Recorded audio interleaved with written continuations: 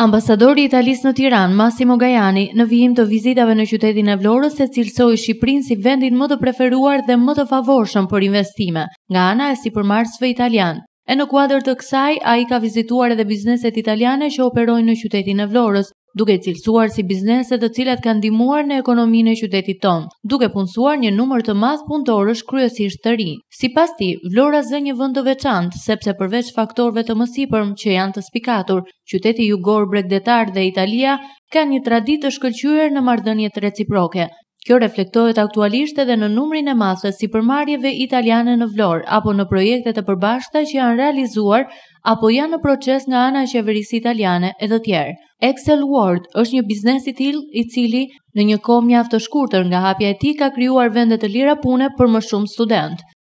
Ambasadori ka vizituar ambientet e brendshme të punës së Excel World, duke cilësuar si ambient mjaft komod, të cilat respektojnë kushtet europiane të punës, ndërsa vizitat e tij kanë vijuar dhe në biznese të tjera shqiptare që operojnë në qytetin e Vlorës.